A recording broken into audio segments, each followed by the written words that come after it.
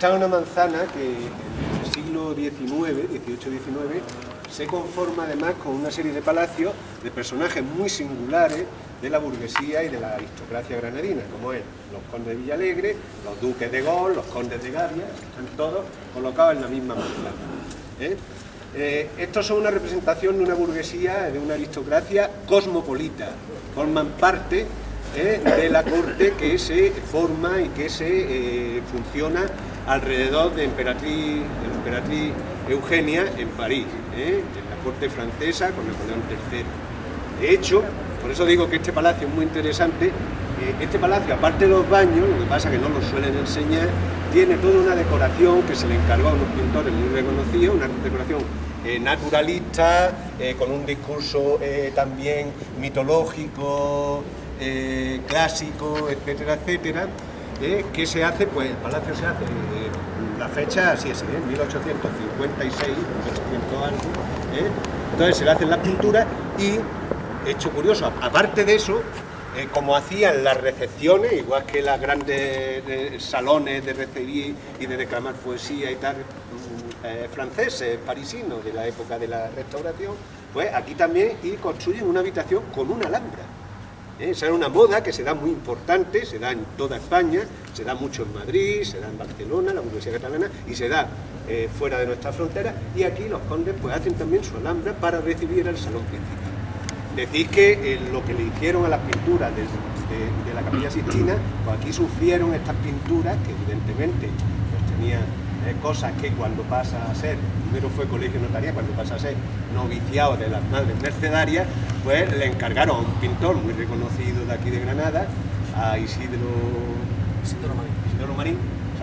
Marín, que las cubriera y las adaptara a un uso ya más dentro del orden y se quitara de tanta locura parisina. ¿Sabes? Por eso digo que es que el palacio merece la pena.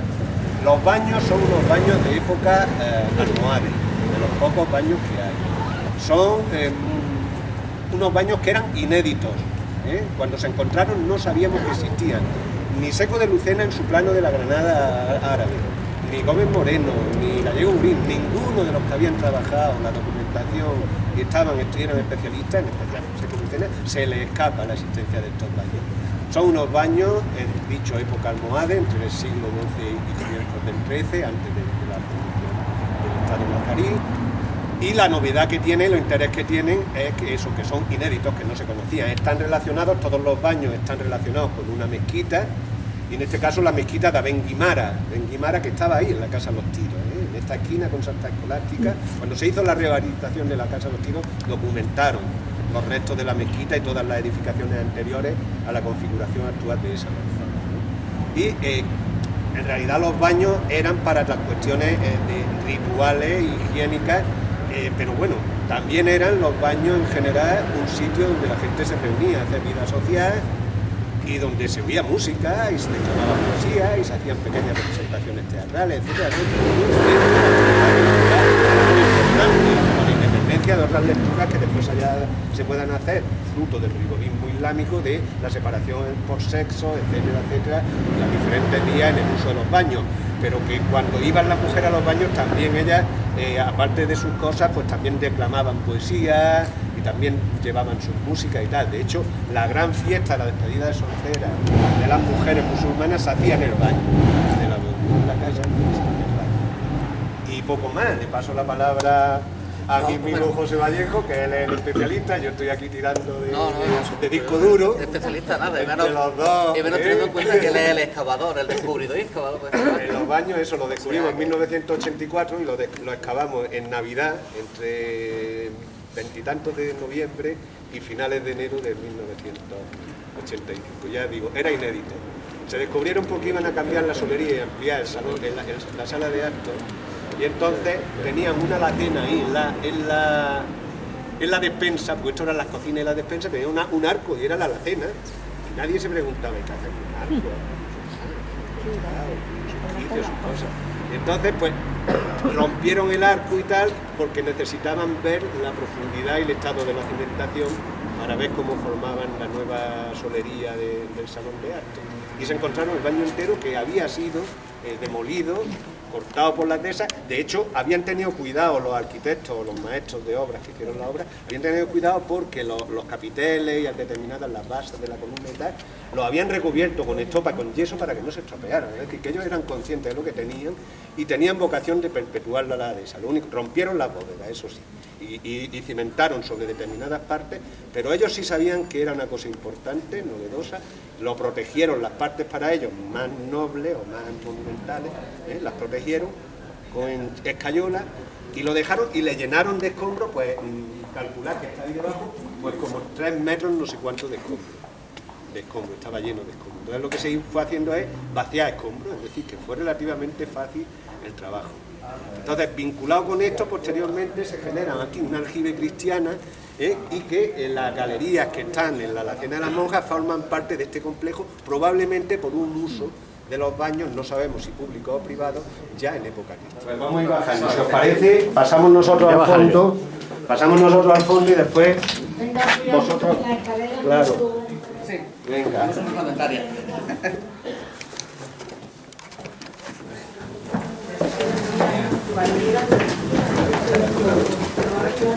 Cuando lo que os decía, aquello eran las cocinas, entonces estaba ahí el arco perfectamente, y entonces el salón de actos, esa es la caja de escenario y todo eso, ¿no? El salón de actos estaba ahí, y entonces ellos por ahí dijeron, vamos a intentar entrar por ahí para ver cómo están los cimientos, porque sospecharon que los cimientos del palacio, se ve, estaban apoyados directamente sobre los muros del baño. Si veis, estos son los cimientos del palacio. Entonces, estamos en la sala intermedia, lo que es la sala templada. Se llama Al-Wastani, que significa realidad sala intermedia, ¿no? Entonces, esta tenía una estancia central, cuadrada, que es esta, con 8 columnas, que se ven todas aquí, cubierta por una bóveda esquifada, es decir, que se junta arriba y se corta truncada en su desta, que dejaba 4 pasillos, en el baño de allí arriba no tiene 4 pasillos, cuando vamos a verlo después, deja 4 pasillos a los lados, que están cubiertos con bóvedas de medio cañón, y a su vez en las esquinas quedan unos espacios residuales cuadrados que vuelven a estar cubiertos con bóvedas esquifadas, es decir, que sube la bóveda y la truncan. En esta es la zona, digamos, de más actividad del baño. Allí estaba la sala de entrada, la sala, el vestíbulo original, que es donde la gente entraba y todo eso. Y aquí, de aquí para allá, justo para allá, estaba ya la sala caliente, el alzajón. De hecho, aquí lo que se ve son los restos del hipocaustum, del caldarium de los romanos, el alzajón de los bárbaros. Y esos son los restos que eran unos pilares por los cuales iban levantando la solería, y entonces a través entre los pilares creaban la corriente de aire caliente que circulaba para darle a esto calor. La solería no era muy importante, eran de ladrillo y algunos trozos de mármol, pero no tenía, por lo menos cuando lo documentamos, no tenía una gran solería. Y bueno, eso, decir que es almohade, por lo tanto, claro, eso implica que la decoración, por ejemplo, de capiteles, esto es un elemento, esto se llama cimacio, es un elemento muy típico, traído de la tradición bizantina, oriental, y los capiteles este y aquellos son los más clásicos de época almohade, es una decoración muy estilizada, muy somera, los almohades son muy estrictos, muy rigoristas desde el punto de vista religioso, y lo más que hay, que es lo que estábamos buscando, es una decoración de zigzag, que es lo que se ve allí. Si lo veis allí, si alumbráis a lo que sea, lo veis allí, en aquella pared, se ve unos zigzags, es lo poco de decoración que observamos en su momento después de buscarla exhaustivamente. Esto, exacto, rememoran los capiteles de nido de avispa, material, en realidad es que muchos de estos son materiales de acarreo, también lo vamos a ver en el bañuelo, y también se ve en la Casa de las Tumbas, son materiales de acarreo romanos y visigóticos que ellos reutilizan en sus baños. Entonces este parece un corintio en su origen evolucionado, que pudo evolucionar hacia el nido de avispa califat y que está aquí, pero que los clásicos pues son ese, que son más típicamente, no son iguales, si los veis, ni en tamaño ni en nada, lo cual demuestra y te afirma de que son material de acá. Digo, ese también, son los típicos, lo que pillaban, ¿no? Entonces sí se ve eso, lo que os decía, que los arquitectos que hacen el trabajo de esta construcción del Palacio Villalegre era una gente culta, una gente preocupada, una gente por lo menos informada y formada, porque todos los trozos los cogen y los protegen, le ponen estopa, le ponen escayola, tapian los agujeros también para que no se deformen los arcos. Los arcos estaban completamente tapiados con este mismo sistema también de ladrillo, puesto uno sobre otro, sin orden si veis, porque además no están puestos uno a otro, sino que están como encima amontonados, pero lo importante era para mantener que no se cayeran las bóvedas, las cúpulas del baño. Y yo ya le paso la palabra a mi amigo José. Bueno, en este baño la palabra eres tú, la autoridad eres tú. Yo puedo hablar aquí de cuestiones generales, ¿no? sobre lo que es el baño en sí, ¿no? Los baños para musulmanes, el baño musulmán y como dije, el baño romano, en el fondo se configuran siempre como una especie de empresa. A mí me gusta compararlo con una empresa privada. Por varios motivos. Uno, porque daba un servicio social, pero se cobraba. Tanto es así que se cobraba que la mayor parte de los baños que quedaron en Granada tras la conquista pertenecían a la renta de servicios de las mezquitas o a la propia corona, porque era un negocio.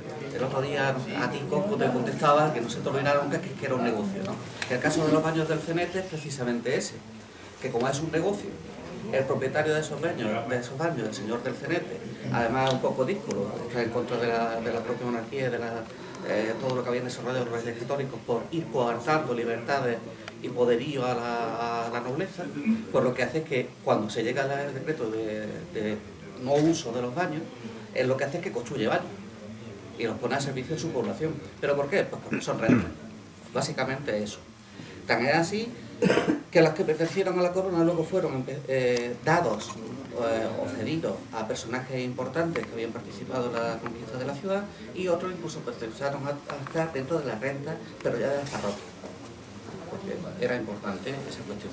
Antes ha dicho Isidro una cosa muy interesante, que era que el baño era no solamente una cuestión de purificación y de limpieza, purificación para poder hacer las oraciones, personas activas a las mezquitas, sino que además tenía un componente social muy importante, era como la taberna. Para los musulmanes era como la taberna castellana, y para las mujeres el equivalente a la peluquería. Yo no me atrevo a decir. Es que es así. Y aquí no hay cuestiones ni de género, es la realidad.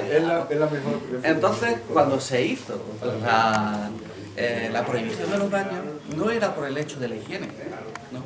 El problema era que los baños no eran frecuentados por los castellanos, puesto que no se iban a mezclar con la población musulmana, y dentro de los baños se producía una caja de silencio, que era un lugar magnífico para conspirar. De hecho, incluso en el propio califato hay alguna cuestión, alguna historia en la que se asesina a un rey dentro de los baños y se pone otro, porque es un lugar especialmente privado. Entonces, ¿qué pasa? Que empiezan a sospecharse que las conspiraciones del Albaicín, las conspiraciones de los Alpujarras, todo ese tipo de cosas, se van sucediendo dentro de los baños. ¿Cuál es la única forma de atajar eso?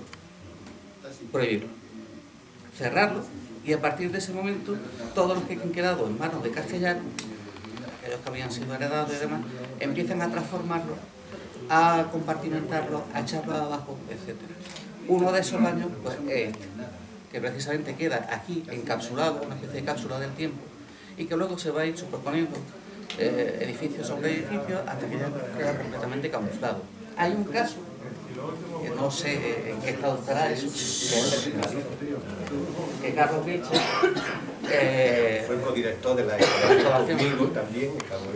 Carlos Richter comenta que unas escaleras que aparecieron en el incendio del patio de la acequia de Tenerife en el año 54, esas escaleras conducen al baño que estaba al lado del palacio.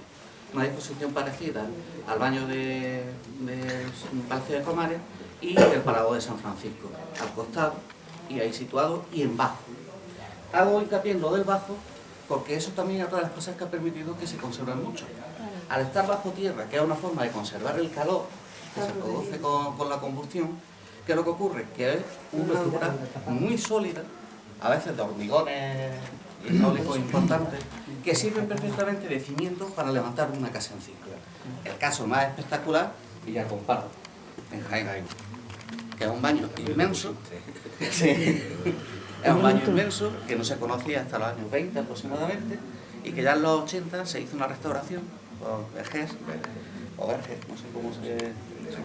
Arquitecto Vergés, le llaman la calle. En Jaén, él y sus padres son los principales, ¿no?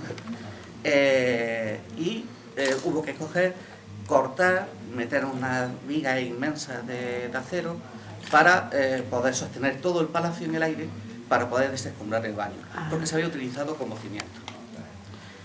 Este no es el caso que vamos a ver luego en el bañuelo. El bañuelo, curiosamente, es un baño que se va transformando en algunos detalles, pero nunca llega a ser cubierto. Y eso es una de las cosas más interesantes que tiene el bañuelo, pero eso ya lo veremos ahí. Y en cuanto al agua, ¿era el mismo sistema el que se utilizaba en todos los baños, de llenado, de la forma de calentar el agua? Igual, siempre. Siguen el esquema romano. ¿De dónde se acarreaba el agua? El agua la carrean y la tienen generalmente en una pileta, que aquí se documentó una sola, justo ahí detrás, en la parte de en la parte caliente, tenía una pileta. Allí veremos en el bañuelo los espacios para las dos piletas.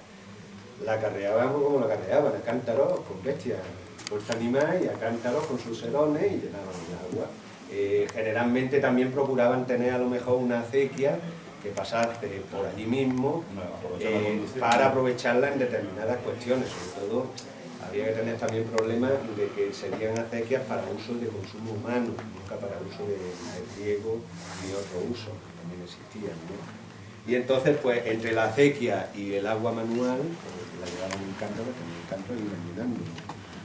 Tampoco se bañaban, no había una inmersión, ellos no estaban en 2 horas allí, sino que más bien, allí lo veréis ahora en el bañuelo, preparamos nosotros unos desplegables así, con unos dibujos que nos hicieron muy bonitos, Carlos Merallo, se explica.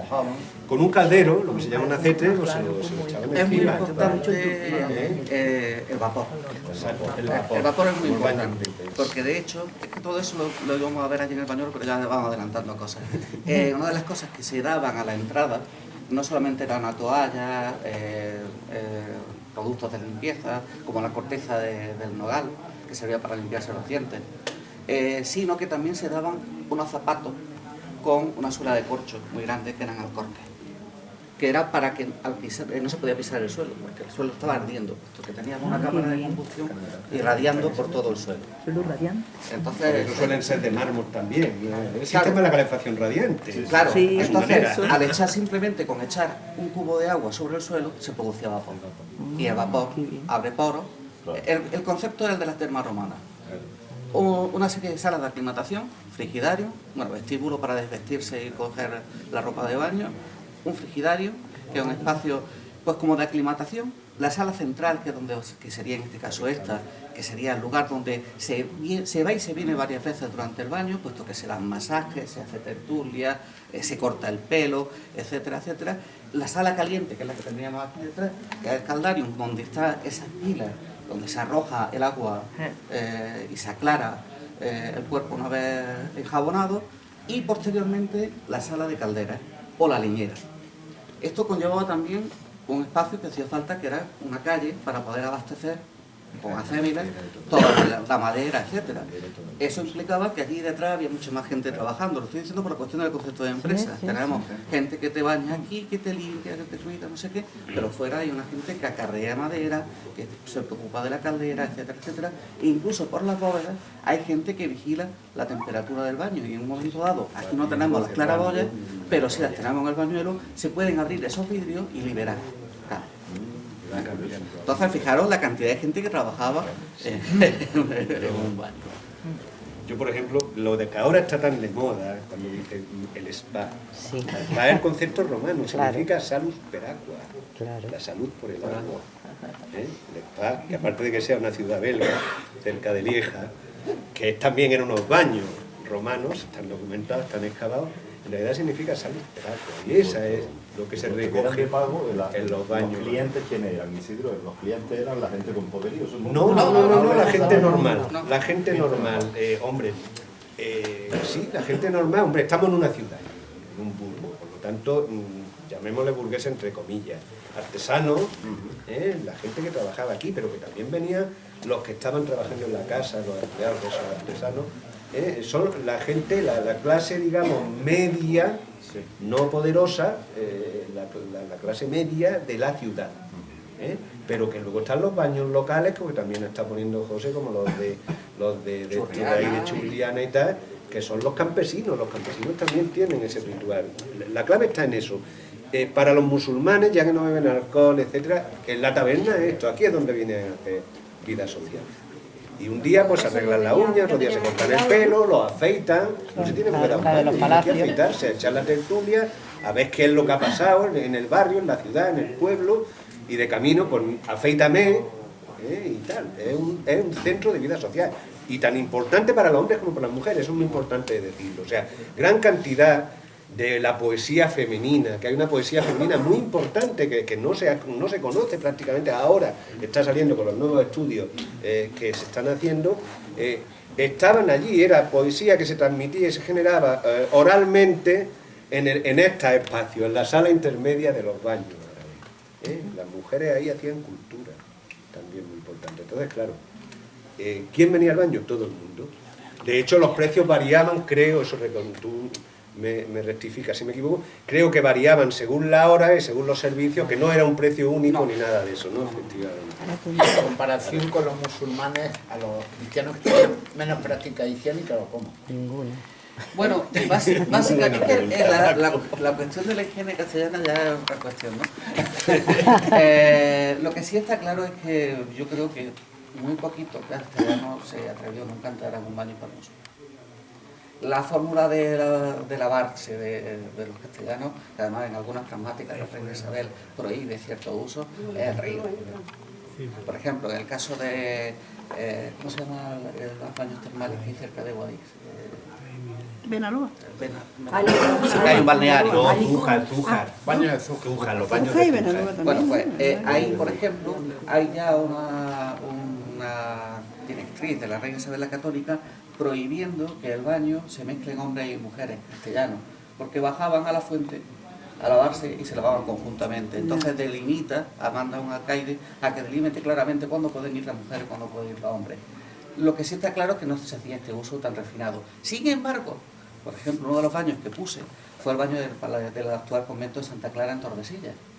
El convento de Santa Clara en Tordesillas, en Valladolid, es un palacio hecho por Pedro I el Cruel, un personaje de una gran filiación hispano-musulmana, íntimo amigo de Pedro I el Cruel, se ayudan en diferentes contiendas los unos contra los otros, y se construye un baño que es como la perfección, es casi como el ideal si se hubieran conservado unos baños así en territorio musulmán, puesto que tiene todas las bóvedas pintadas, los escudos, representaciones de animales. Eso es otra cosa muy importante. Hay un texto cordobés,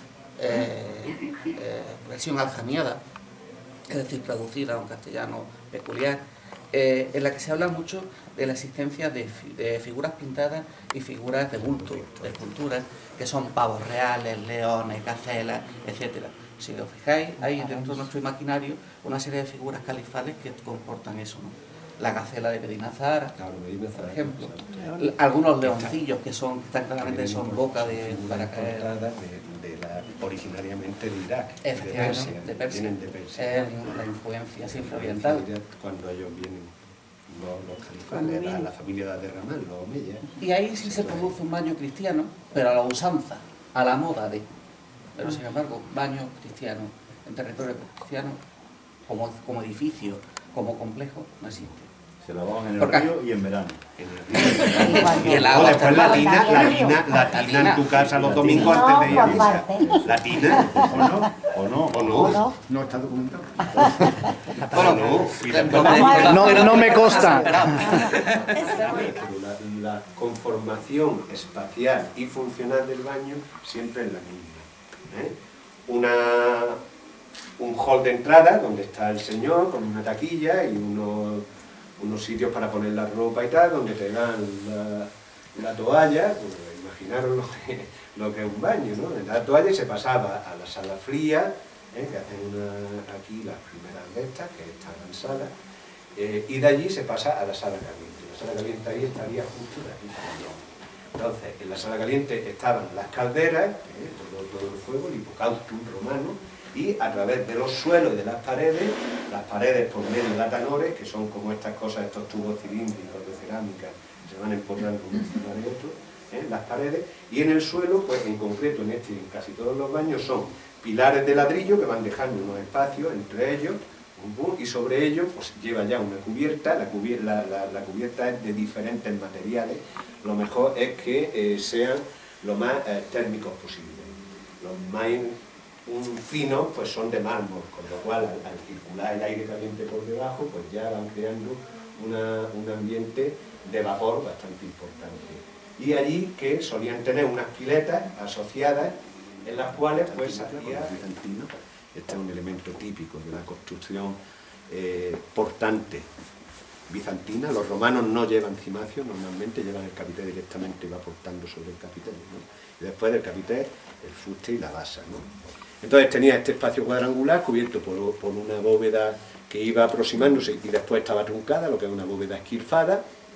En la bóveda, que la veremos en el bañuelo, porque aquí no se ha conservado, están los lunetos, que iban tapados con cristales, y lo que permitía no solo entrar la luz, que ese es otro factor que no lo he dicho hasta ahora, la luz que hay en los baños, puesto que los lunetos, los cristales de los lunetos suelen ser tintados, según el vapor, según la hora, según por dónde entra la luz, la fuerza de la luz en un momento determinado, según la hora del día tal y cual, crea una luminosidad muy especial dentro del baño. Esa otra parte de la sensualidad del baño, la luz, aparte del calor, el vapor, la luz, ¿no? Entonces estaban los lunetos con sus textos. Entonces tenía este en concreto tenía 4 salas laterales, 1, 2, 3 y 4, cubiertas con unas bóvedas también con sus claraboyas de medio cañón, y 4 espacios residuales entre los 4 estancias estas, que eran cuadrados y que también iban con bóvedas esquilfadas, es decir, que se levantaban y estaban truncadas. Y este es el espacio principal. Entonces, insisto, allí la entrada, sala fría, la templada y allí el caldario. Y ahí vemos los restos que os he dicho del hipocaustum, de la zona de las calderas y demás. Como es un baño almohade, los almohades son una secta rigorista, de interpretación muy integrista del Islam, pues no suelen estar decorados. Lo más que tienen es esa decoración que se ve ahí. Prácticamente como descubrir. Tú cuando entras por esa brecha, casi parece que eres tú el que estás descubriendo el edificio, que está oculto y que tú eres el primero que llega y que entra, ¿no? Pero tiene muchas pistas que te dan la idea de por qué se han conservado tantos baños. Y en el fondo hay una cuestión que es estructural, que es que los baños suelen estar siempre por debajo del nivel de la calle. ¿Por qué? Pues para, fundamentalmente, guardar el calor. Nosotros hemos visto ya que teníamos una sala de calderas o un hipocausto por debajo, que es una cámara de combustión que mantiene caliente el suelo, que no se puede pisar el suelo directamente con el pie descalzo, que a la entrada te estaban dando unas toallas, te estaban dando una serie de perfumes, de elementos higiénicos como la corteza del nogal, que servía para limpiarse los dientes, y además te daban unos zapatos que tenían una gran suela de corcho o incluso tacos de madera, corques, para no pisar el suelo y no quemarte. Porque una de las cosas que se hacían, como bien ha dicho antes Isidro, es volcar un cierre de agua y producir vapor.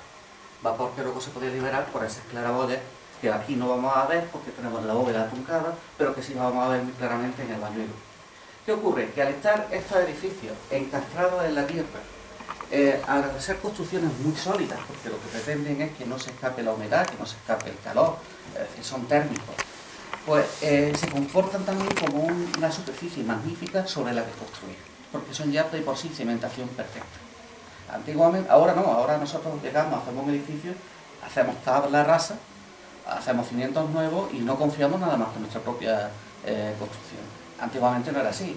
Si había una pared o un muro que estaba suficientemente sólido y sobre él se podía apoyar la construcción que nosotros queríamos hacer, se mantenía.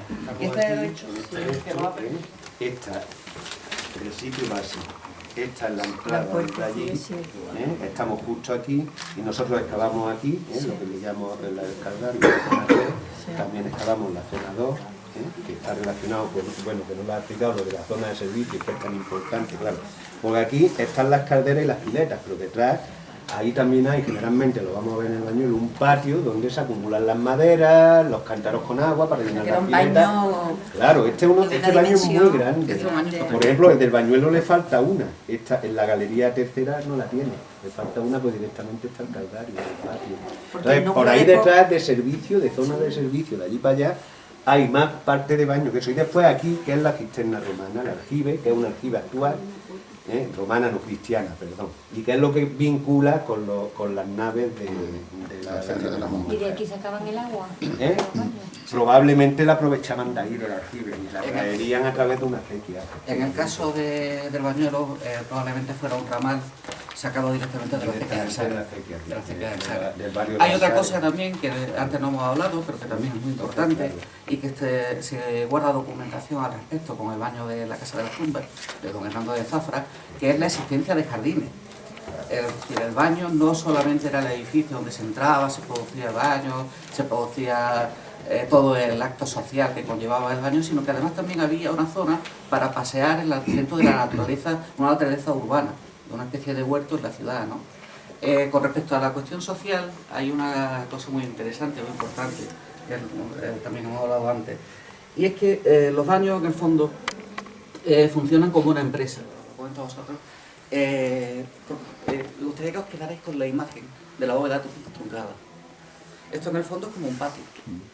Si le quitamos la bóveda, es un patio tradicional, porticado en los 4 lados, con su arquito y demás. Pero ese comienzo de la curva del desarrollo de la bóveda ya nos dice que efectivamente se puede proyectar una bóveda hacia arriba.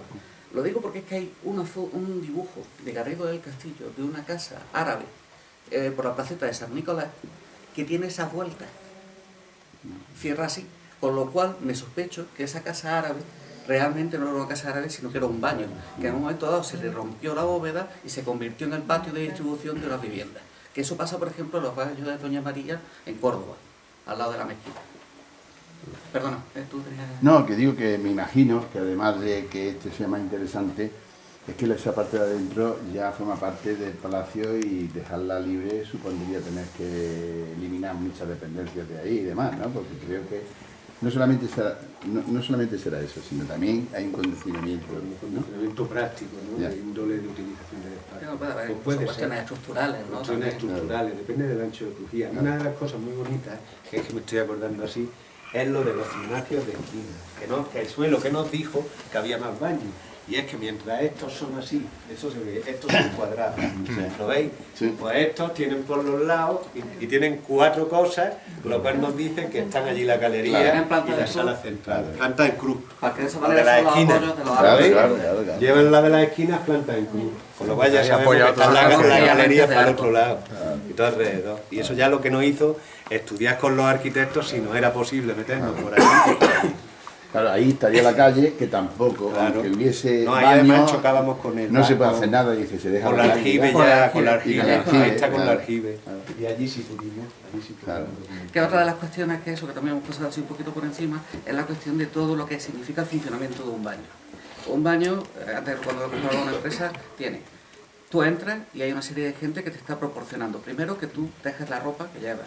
Te está proporcionando una ropa para el baño y una serie de elementos necesarios para el baño. Conforme vas pasando salas, tienes masajistas, peluqueros, barberos, la propia gente que te hace el baño, la gente que está cuidando la limpieza y la higiene del baño. Pero es que además por fuera, la Alhambra, por ejemplo, se detectó la calle de los leñadores, al costado del baño real. Era una calle que forzosamente influía en el urbanismo de la ciudad, puesto que tenía que entrar en una calle con burros suficientes y con almarejos suficientes para traer las leñas. Claro. Había gente que eran los leñadores, Los la sala de cántaros, calderas, igual. que se cuidaban de que estuviera bien apilada, que no estuviera a la intemperie. Había que alimentar la caldera, mantenerla siempre con una cierta constancia, pero es que por encima de las bóvedas, había también otro cuerpo de gente que controlaba la temperatura del propio baño. De tal manera que podía abrir las claraboyas para permitir que saliera el vapor y de esa manera despejar. Fijaros el complejo de todo el funcionamiento de una empresa muy bien calibrado. Y casi todo, además, otra cosa que no habíamos comentado, alrededor del ámbito de la mezquita. que es otra cosa fundamental, porque el baño siempre tiene una gran relación con la limpieza litúrgica de la mezquita.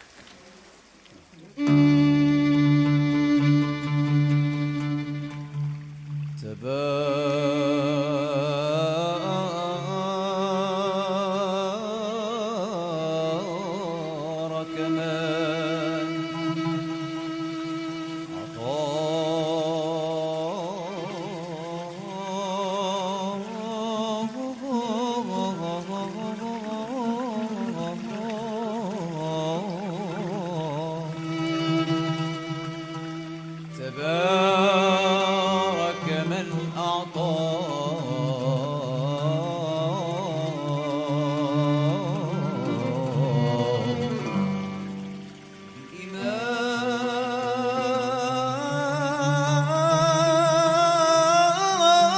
الإمام محمدا